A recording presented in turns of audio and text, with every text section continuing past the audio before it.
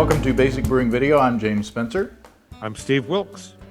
Now, in the previous show that we recorded, we had a lightly smoked beer with lavender smoked malt, with subtleties of smokiness and such as that. I'm going to predict there's not going to be anything subtle about this one at all. I think if you like smoke, you're going to love this beer. And this is based on a Rauchmalz from Sugar Creek Malting Company up in Indiana. They sent us this malt, and I think they sent us 10 pounds. I think I took 5 pounds and then gave you 5 pounds. So yeah, I've got it. May be I'm another maybe another smoked malt beer in the future. Yes. So the folks up at Sugar Creek, third show of the day, the folks up at Sugar Creek are really adventurous, and they do a lot of delicious, sometimes small scale stuff. They also do the large scale, base malts and things like that.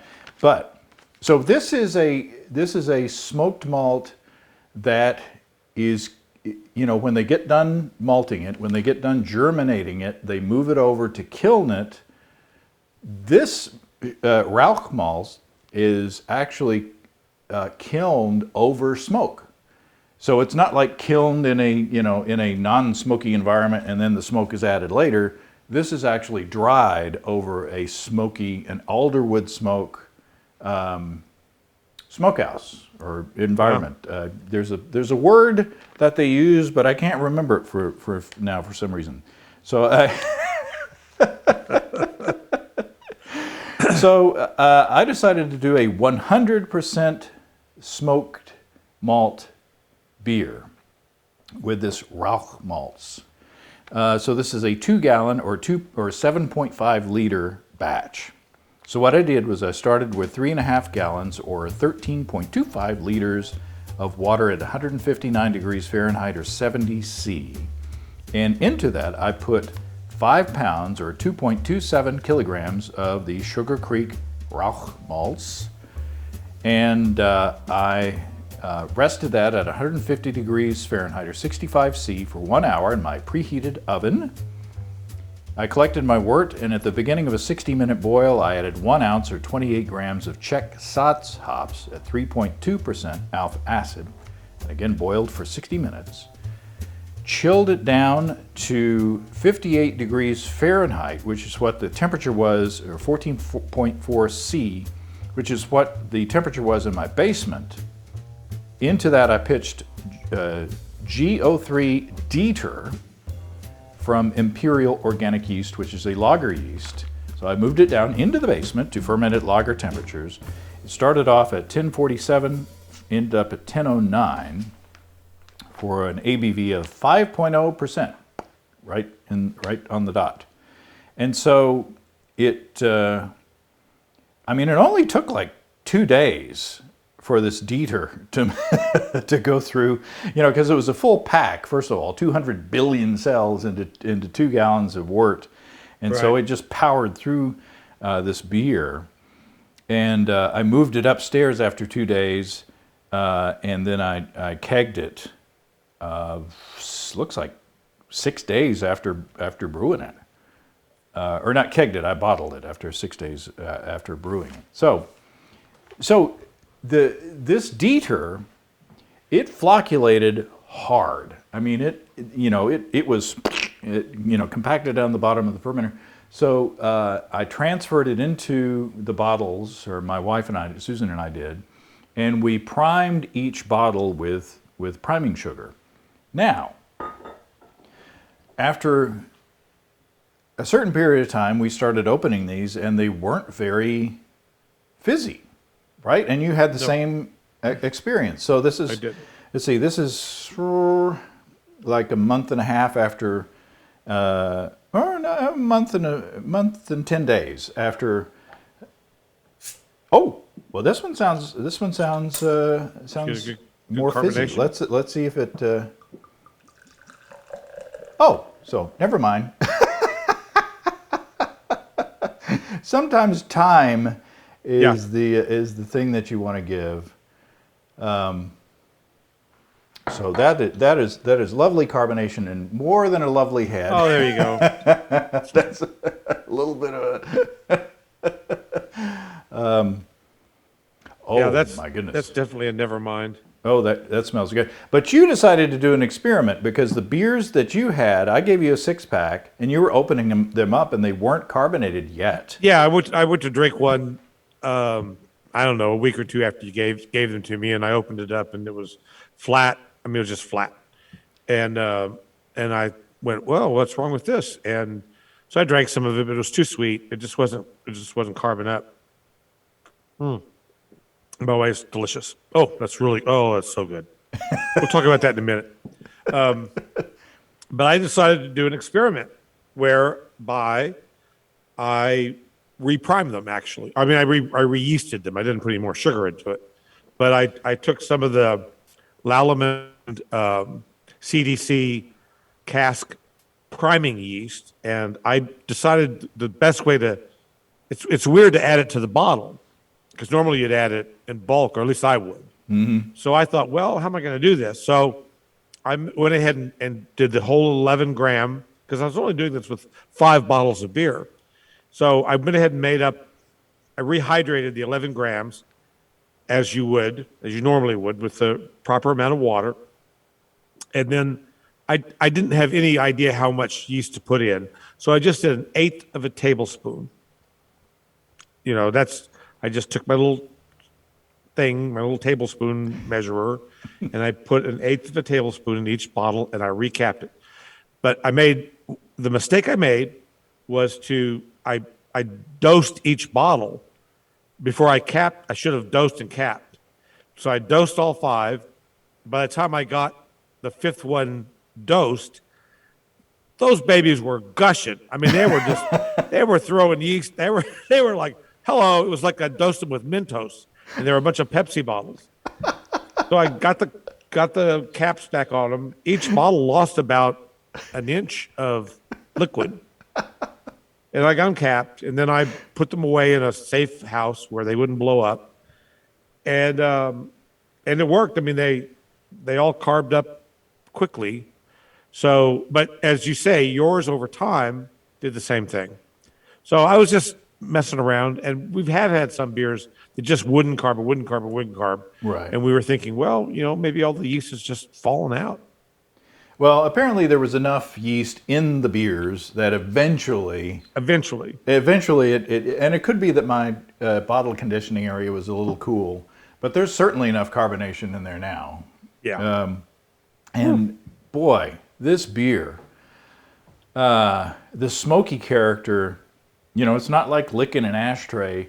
No. There's kind of I'm gonna say like a fruity character with it as well. Do you get that? Yeah, and I get some toffee. I'm sorry I missed it. But is there any crystal malt in this? No. It's just the smoked malt. That's what I was thinking. Well, I get some really nice toffee notes, some kind of burnt sugar notes. I mean, it's actually a pretty complicated malt flavor profile. So there may have been some caramelization or some crystallization in that smoking process, in that kilning process, that kind of. I think so, a little bit anyway. Yeah, but it's really good, and I've tasted some smoked malt out of the bins, sometimes at your shop, stevesbrewshop.com, that I would not want to make 100% smoked malt beer, but just because it would be so strong. You would think this is not like, it's alderwood, but it's not like licking a smoked salmon, and it's not like tasting liquid bacon or anything like that.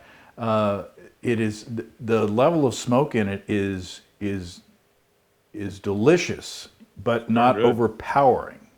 Yeah. Would you endorse that that opinion? I concur. Yeah, no, it's very good. It's really good. I don't think the level of smoke is too strong at all. Wow. Yeah, good. and there is. You're right. There is a sweetness there, that is like a crystal malt Yeah. sweetness. So it's not like, smoke on top of a dry, that would lead it to be astringent. It's not that at all. It's like a good pulled pork sandwich.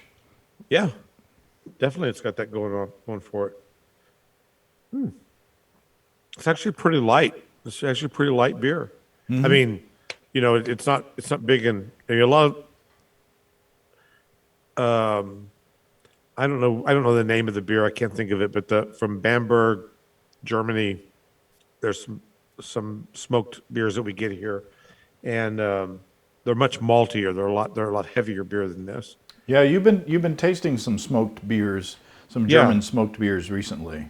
Oh, I wish I could think of the actual name of the beer. I can't, and I'm sorry. But and even well, it doesn't matter.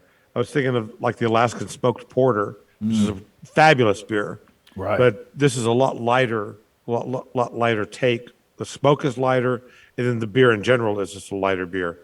The Alaskan smoked porter is like salmon infused beer. Yeah, it's really and it is delicious. But in that porter style, I think it's appropriate because it's a heavier sort of a heavier beer, and so it's that kind of melds a little better than this lighter style.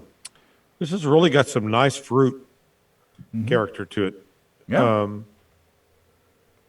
Oh yeah, that's really nice. It's not overpowering. I mean, none of the flavors are overpowering. It doesn't hit you over the head in any direction.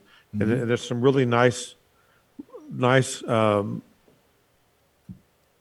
of spring flavors in there. It's nice and light.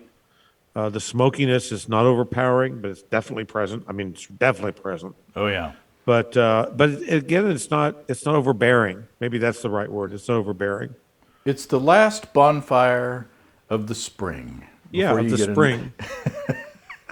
That's right. I'm writing copy for the Sugar Creek website. That's right. The J. Peterman catalog.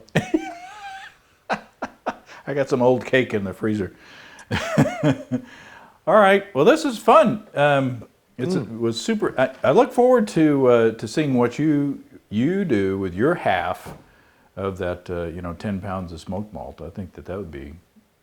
Yeah. I'm looking forward to it too. All right. Well, thanks to the folks at Sugar Creek Malting Company in Indiana, and thanks to you all for sticking with us. And we will talk to you next time. Cheers, everybody. Happy brewing.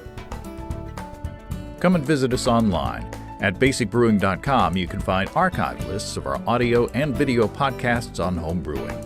You can also find our DVDs and our brewer's logbook, where you can track and log up to 50 batches of beer.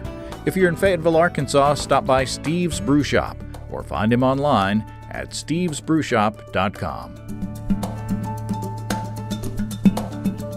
Now, I'm not sure about this. So when I see the video, because right now you look to me like you are, like I'm like sitting on the floor looking up at you. Right. Okay, but that's okay, right? Yeah, because you're on my laptop. Okay, but that's not what the viewer's going to see. Correct. Okay, good. They're going to see what's on my camera over there. All right. Not this. Okay. That's good.